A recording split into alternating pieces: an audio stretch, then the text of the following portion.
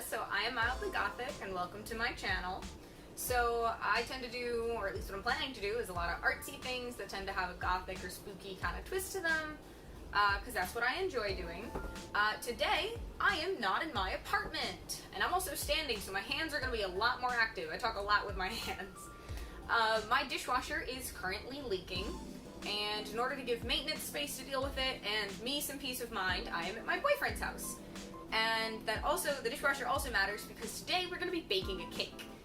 So it is for him, it is his birthday in about 4 days, and we're doing a little party thing for him tomorrow, and I decided to bake him a cake. He is a huge Star Wars fan, and so we are going to attempt to carve and decorate a Mandalorian shaped cake, helmet cake.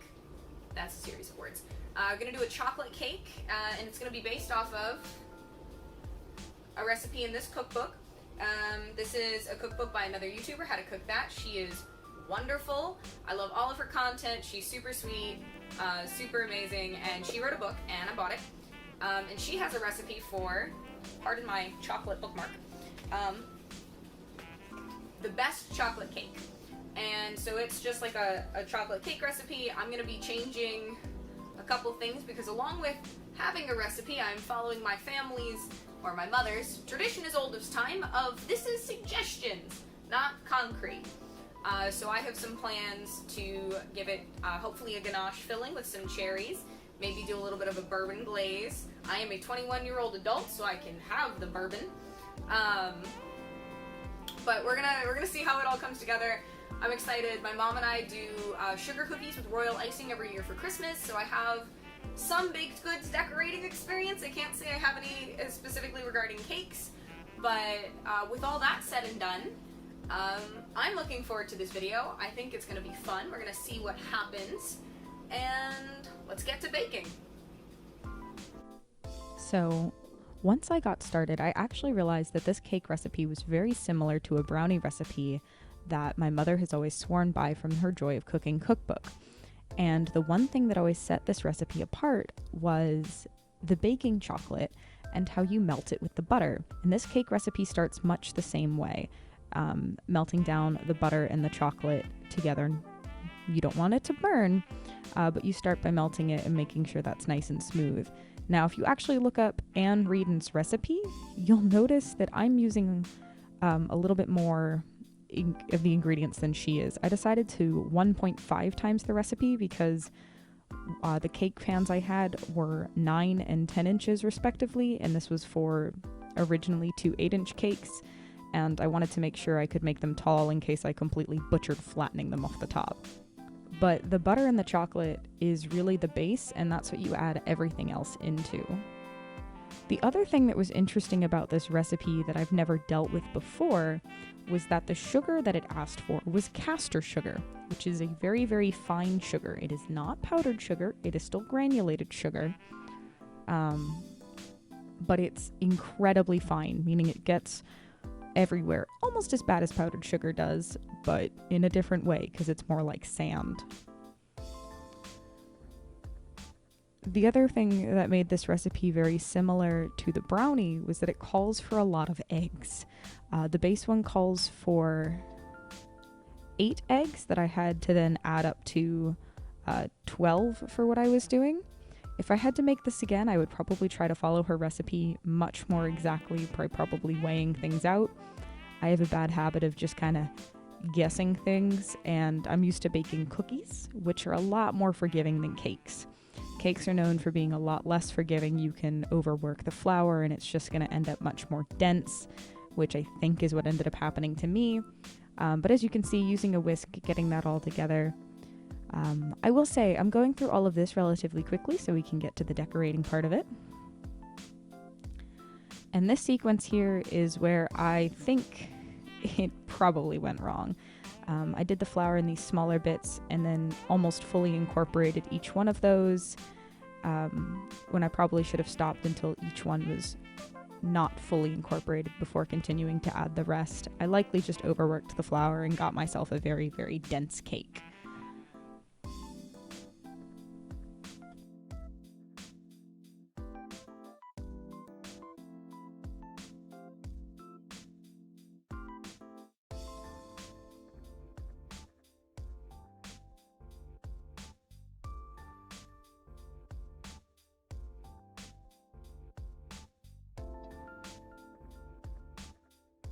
Ganache may sound intimidating, but I promise you it's super easy.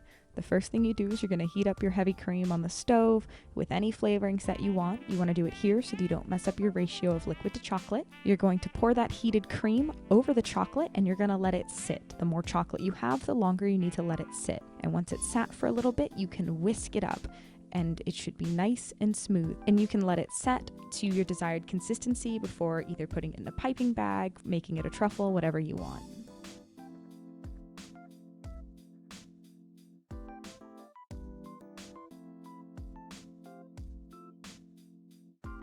So this is definitely the part I was a little worried about. I've never tried to flatten a cake before. I've decorated them, but my mother has always been the one who handed me the stacked cake and then I just got to decorate it.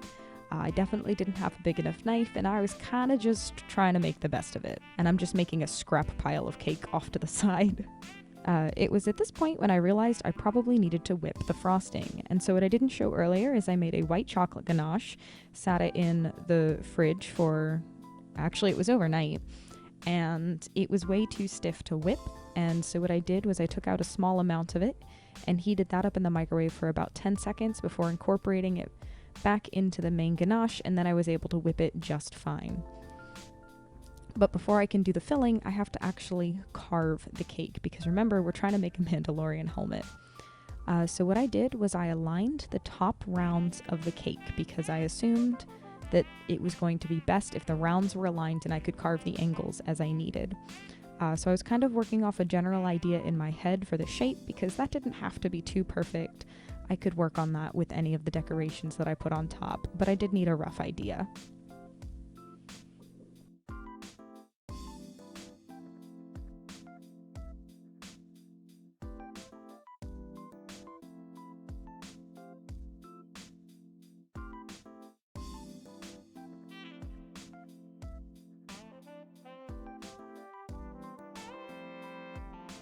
So this is some bourbon that I'm drizzling onto the cake. In retrospect, I would have liked to do a little bit more so that you could actually taste it. And so whenever you do a filled cake, it's a good idea to do a dam of your frosting, which is what I'm trying to do around the outside. It ensures that, you know, when you're trying to do a crumb coat on the outside, you don't have any of that filling leak through, and it just all stays in place. And so I have some chopped cherries that I'm putting on the inside, trying to get those evenly spread out. And if you'll notice the ganache off to the side, I decided not to put it in a piping bag for some reason. I warmed it up a little bit so that I could spread it, and it was quite difficult, unfortunately. Putting it in a piping bag probably would have been the smart move, but by the time I thought of it, I was too far in to back down. So we just went for it, and I kept telling myself, it's the inside of the cake, nobody's gonna see it, it's fine. The ganache ended up being so tall, I decided to go for a second dam of that white chocolate on the outside just to make sure that everything got settled. Then came the task of putting the second layer on top and making sure that was all good. So I have the big bowl of frosting off to the side, and I apologize. My arm ends up in the shot for a lot of this, just trying to get things sorted. And while I had been telling myself, it's the inside, nobody's gonna see this, I couldn't tell myself that with the outside, and so instead the mantra just became, trust the process. Trust the process. It was actually much harder to ice the outside of the cake than I thought. Crumbs were everywhere. I wanted a nice clean outside, and I just accepted it was going to look like cookies and cream instead of a plain white vanilla. But you know what? I think the end result was worth it. I don't think it ended up being that big of a deal. But trying to go around the entire outside, just cover it so that it has some frosting. I also went with a whipped ganache frosting, not just because that's what Anne Reed had in her recipe, but, and this might be a surprise to people, I'm not always a fan of buttercream. I find a lot of, especially store-bought cakes, the frosting just tastes like pure sugar, and it makes me not want to eat the edge pieces of the cakes. But with the right frosting, I think the edge pieces are delicious, and so that's what I was trying to go for. And you can see I'm trying to make sure my edges are nice and smooth. We give that top cake its own drizzle of bourbon before we go ahead and work on trying to get that top part iced too. So my initial plan had been to decorate this and leave the open like the lightest parts of the helmet, the base frosting layer. But you'll see as we get into the actual decoration part that that's not exactly how things ended up working out, because I didn't really want the brown speckled cookie look to be the majority of my cake. So I will say, I think this frosting base layer probably took the most time. I think I got the hang of it after a while. Again, this is my first time actually icing a full cake. I can at least say that I made sure my cakes were not warm, that everything was structured, and I was at least starting that off on the right foot.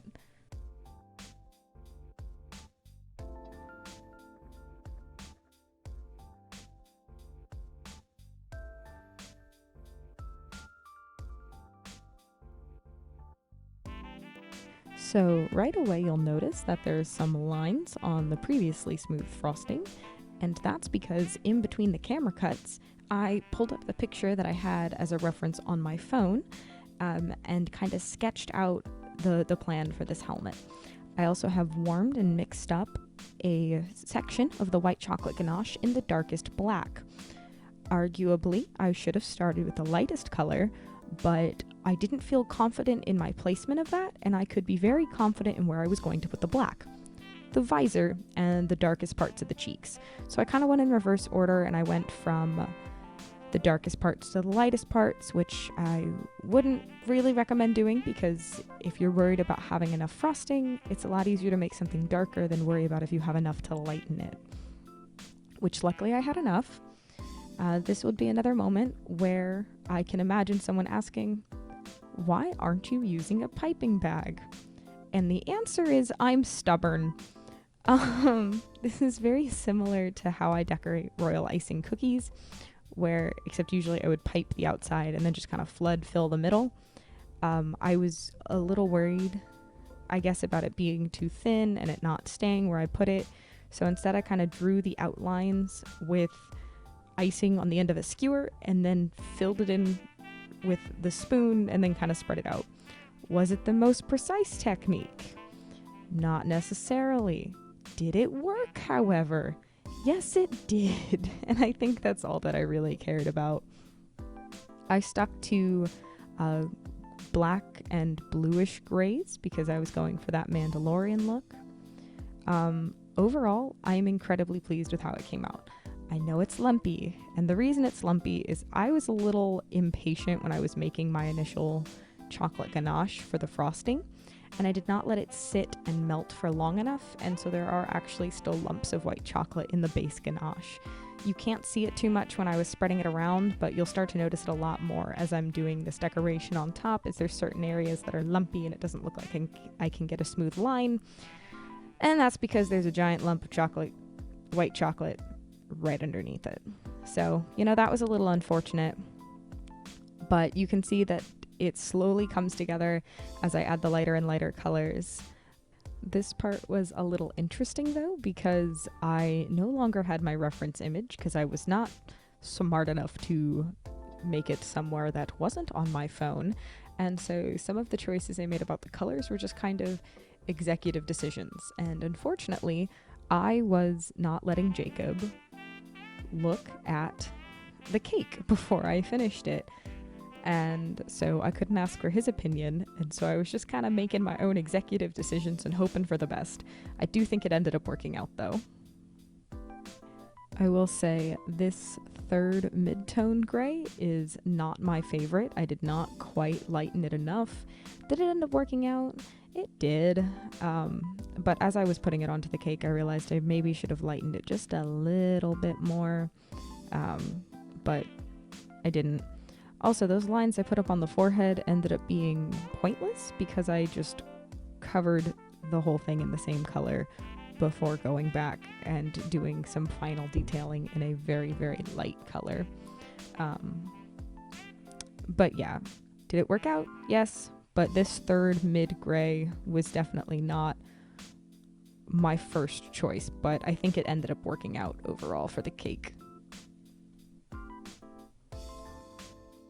You'll also notice as we're getting through these colors that those initial layers are starting to set, and you can see that kind of color change from when it goes to shiny to when it becomes more matte. The cheeks is really when it started to all come together. And I use that same light gray for the crossbar and that piece on the forehead. And the final bit of detail that I kind of debated adding was I decided to make an even lighter gray and outline everything and re-put in that little forehead detail and go around the entire outside of the cake to give it as much of a clean look as I possibly can. Again, due to the lumpy ganache, it unfortunately was not as perfect as it could have been, but man, did it make a result I was quite happy in.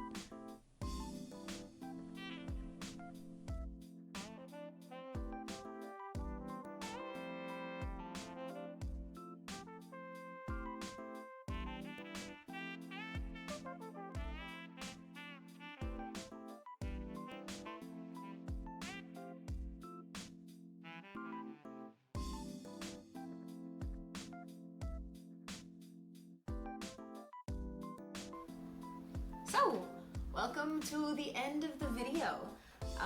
You have just watched the whole process and my ramblings as I made the cake. I had a lot of fun making it. It went over super well, which I'm very thankful for. And so all that's left, I do have a short little clip of his reaction that I'll put in here. Are you excited? Yes, I am. Okay. Okay, do you want to, should we have you close your eyes and then we walk over there and then you look at it? Okay. Granted, I can't walk backwards, so. Sounds like a you problem. Okay, you're good. Walk forwards. Counters two. Okay. Okay. Okay. Oop. Stop. Now, see, you were worried about the fact that you were going to do a bad job, but in reality, you did a great job. Doesn't it look like him? Yeah, it looks pretty goddamn close. I'm really happy with it. Mm-hmm. It You. looks awesome, baby. Thank you. Thank you. No, thank you. Aww. I'm gonna apply Okay. for. So that was super cute. He was very happy with it. I was very happy with it. The only thing is it was a little dense. I kind of said in the video, I think I overworked the flour. Something with probably me trying to more the recipe and just messing up the ratio somehow because cakes are not very forgiving, unfortunately. But overall, it turned out super good. I'm very happy with it. Might not be the most gothic thing I've done, but I look forward to maybe doing more baking videos in the future. I promise at some point I'll figure out how to get footage of me doing these things without my shoulder being a prominent feature in the video. I just don't currently have a good way to get a top-down view, so I'm kind of forced to get a weird angle view. So I'll work on that. We'll get there. But regardless, thank you for watching this video. And as of right now, next week should be another special effects makeup. So if that's what you're really here for, stay tuned for that. If that is what you're here for, I'm sorry. I'm gonna keep doing artsy things that aren't just that because I have a lot of really cool ideas coming down the line. And so hopefully I can intersperse those large projects with some small ones so that I can, keep working on those large ones in the meantime because they're going to take me quite a bit of time. I've already started some of them, but it's going to be a few weeks before I get to make a video on them. So plan currently is next week will be special effects, so stay tuned for that. And otherwise, if you like what I'm going to start calling chaotic crafting and other things of that kind of nature, maybe with some spooky vibes, then stick around, subscribe, give me a like, comment your thoughts on what you might want to see, what I clearly did wrong, anything, everything, engage. I like to know that you're here. I'm talking with my hands again, but other than that, thank you so much for watching, and I'll see you in the next one.